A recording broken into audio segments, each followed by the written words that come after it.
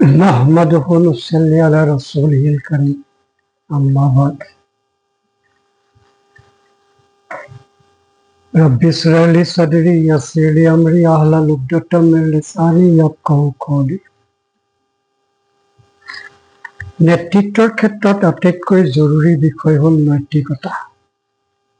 সেয়েহে মুছলমানসকলৰ বাবে আল্লাহে ঠিক কৰি দিলে ন্যায় আৰু ভাৰসাম্য সমাজ পৰিচালনাৰ ফ্ৰেমৱৰ্ক। প্ৰণয়ন কৰিলে ইছলামৰ কিছুমান মৌলিক বিধান। চিন্তা কৰি চাওক, সূৰা ফাতিহাত আমি ৰবৰ পৰা সঠিক পথৰ সন্ধান বিচাৰোঁ, ইহদিনা ছিৰাতাল মুস্তাকিম। সূৰা বাকাৰাত আমাৰ এই কথাৰ ওপৰত আল্লাহে গ্ৰহণতা দেখুৱালে। দুনিয়াৰ মানুহক জনাই দিলে সঠিক পথৰ সন্ধান আছে কোৰাণত। কিন্তু এটা কথা, সহজে কোৰাণে সকলোকে সঠিক পথ নেদেখুৱায়। কোৰাণৰ সৈতে যাৰ যেনে আচৰণ, ঠিক তেনেধৰণে সঠিক পথ দেখুৱাব। যিসকলে অহংকাৰৰ মনোভাৱেৰে কোৰাণ পঢ়ে, সৰ্বজ্ঞাত ভাৱত কোৰাণ পঢ়ে, সেইসকলক সঠিক পথৰ পৰা বঞ্চিত হ'ব। কিন্তু যিসকলে কোৰাণ পঢ়িব বিনয়ী হৈ, হৃদয়ত প্ৰত্যাশী লৈ, কোৰাণ সেইজনৰ বাবে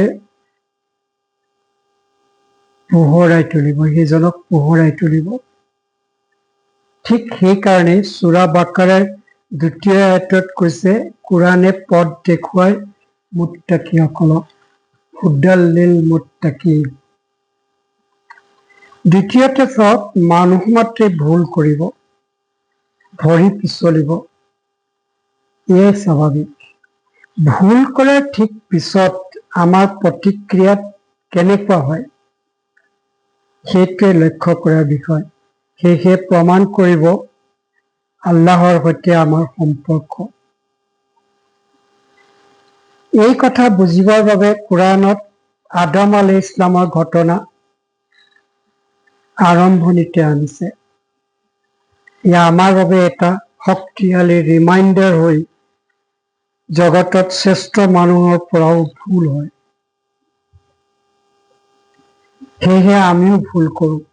ভুল হৈ যোৱাৰ পিছত সিহঁতে মদগৰ্বী দেখুওৱা নাই, ভুলটো খামুচি ধৰি থকা নাই, শাস্তিৰ ভয়ত বিনয়ী স্বৰে পঢ়িছে, তৌবা কৰিছে, ভুলতকৈ বেছি তৌবাৰ ওজন হৈ পৰিছে। কিন্তু বিপৰীতে চাওক ইবলিছ আৰু ফিৰাউনক। সিহঁতে সত্যক প্ৰত্যাখ্যান কৰিছে, সত্যক দেখিও মুখ ঘূৰাই আনিছে। কাৰণ হ'ল তাহাঁতৰ অন্ধ মদগৰ্বী অদম্য অহংকাৰ ফলত সঠিক পথ আৰু সিহঁতৰ মাজত ইস্পাত কঠিন দেৱাল সৃষ্টি হৈ গৈছে। তাৰ সিহঁতৰ ঠিকনা হৈ পৰিছে জাহান্নামৰ। হয়, অহংকাৰীৰ কৰুণ পৰিণতি এনেকুৱাই।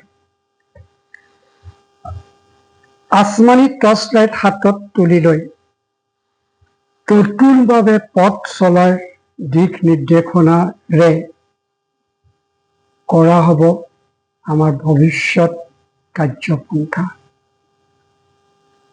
ওয়া আখিৰি দাৱানা আলহামদুলিল্লাহি ৰাব্বিল আলামিন।